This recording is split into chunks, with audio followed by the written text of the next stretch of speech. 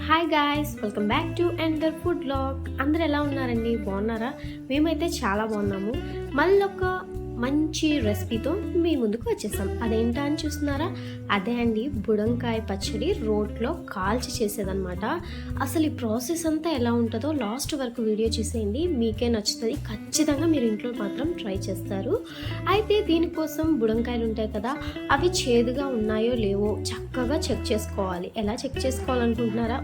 దానికోసం పెద్దగా కష్టపడాల్సిందేముందండి. చక్కగా ఒక చాక్ తీసుకొని కొద్దిగంత ఘాటు పెట్టుకుంటే అందులో నుంచి చేదు అనేది రసంలా వస్తుంది. అది చేదు ఉందో లేదో ఈజీగా తెలిసిపోతుంది. ఆ విధంగా చెక్ చేసుకొని చక్కగా వీటిని బొగ్గులు ఉంటాయి కదా, మీకు పొయ్యి ఉంటే పొయ్యి దగ్గర కానీ లేకపోతే ఇలా కుంపటి చక్కగా ఈ విధంగా కాల్ చేసుకోండి. ఇవి కాల్చడం వల్ల చాలా అంటే చాలా టేస్టీ ఉంటుంది పచ్చడి. ఈ విధంగా మీరు ఎప్పుడైనా ట్రై చేశారా? ఎంతమంది ఈ విధంగా ట్రై చేశారో కామెంట్ చేసి అయితే చెప్పండి. దీనికోసం ముందుగా బుడంకాయలు అయితే అలా కాల్ చేసుకోవాలి. దాని తర్వాత కొద్దిగంత పచ్చిమిర్చిని తీసుకోవాలి. అంటే ఆ బుడంకాయలు ఎన్ని ఉన్నాయో వాటి క్వాంటిటీ బట్టి ఈ మిర్చి అనేది తీసుకోవాలన్నమాట. మా దగ్గర మేము చూపించాం కదా అన్న కాయలు అయితే కాల్చుకున్నాము. వాటికి సరిపడినంత కారం, ఇది కారం ఎక్కువ తినేవాళ్ళు చక్కగా మీకు ఎన్ని కావాలంటే అన్ని వేసుకోవచ్చు. నార్మల్ అయితే కొద్దిగంత వేసుకుంటే సరిపోతుంది.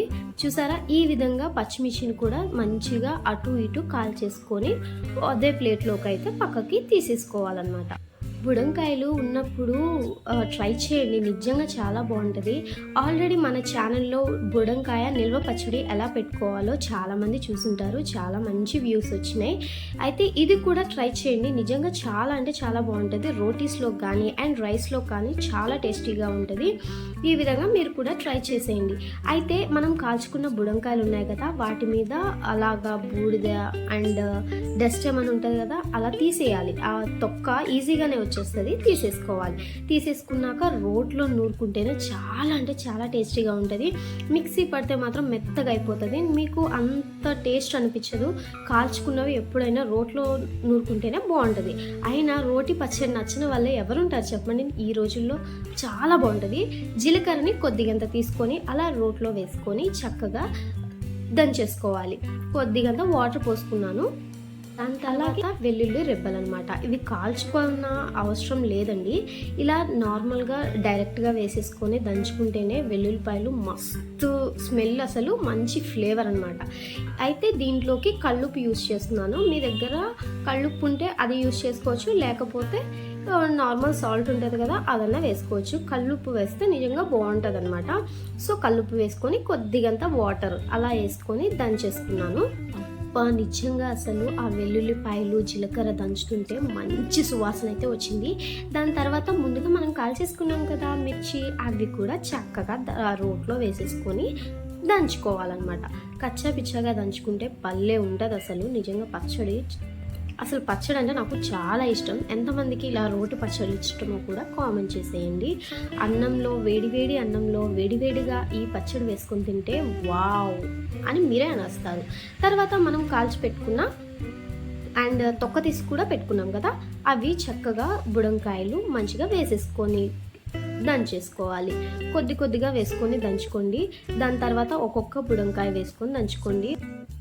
అలా దంచుకోవడం వల్ల మంచిగా పచ్చిమిర్చి అవి ఉన్నాయి కదా బుడంకాయలు మొత్తానికి పడుతుంది. అవును, ఇంతకీ బుడంకాయలు ఎంతమందికి తెలుసు? వీటిని చిన్న దోసకాయలు అని కూడా అంటారు కదా. ఆల్రెడీ మీకు అవి ఒక వీడియో పోస్ట్ చేస్తామని చెప్పాం కదా. సో ఎంతమందికి తెలుసో కామెంట్ చేసి చెప్పండి. Very very taste. పచ్చిమిర్చి పచ్చడి ఎలా ఉంటుందో అంతకన్నా సూపర్ టేస్ట్ ఉంటుంది. అసలు పచ్చళ్ళు చాలా బాగుంటాయి. నిల్వ పచ్చళ్ళు బాగుంటాయి, ఇలా రోట్లో దంచుకున్న పచ్చళ్ళు వావ్ ఇంకా బాగుంటాయి. సో అంతే అండి, చూసారా? ఈ విధంగా అయితే మంచిగా దంచేసుకోవాలి. ఇప్పుడు దీన్ని తాలింపు పెట్టుకునే వాళ్ళు పెట్టుకోవచ్చు, లేదంటే నార్మల్గా అలా తినేయచ్చు, బాగుంటుంది. తాలింపు కోసం కొద్దిగంత ఆయిల్ పోసుకొని దాంట్లోకి చక్కగా తాలింపు గింజలు, దాని తర్వాత జీలకర్ర, ఒక ఎండుమిర్చి చిన్న చిన్న రెప్పలుగా తీసుకోవాలి. దాని తర్వాత వెల్లుల్లిపాయ రెప్పలు, దాని తర్వాత కరివేపాకు ఇలా వేసుకొని మంచిగా తాలింపు పట్టించాలి. మనం ముందుగా రోట్లో దంచి పెట్టుకున్నాం కదా ఎమ్మి ఎమ్మి స్పైసీ పచ్చడి, అది చక్కగా తాలింపు పెట్టేసుకోవాలి. వావ్, అసలు చాలా అంటే చాలా టేస్టీగా ఉంది. ఇంకెందుకు ఆలస్యం, మీరు కూడా మీ ఇంట్లో వాళ్ళకి రుచి చూపించేయండి. అండ్ ఈ వీడియో ఎలా ఉందో కామెంట్ చేసి చెప్పండి.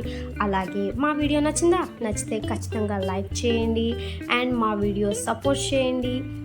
ఈ ఛానల్ని సబ్స్క్రైబ్ మాత్రం చేయకుండా వెళ్ళిపోవద్దు. And thank you for watching. Bye bye.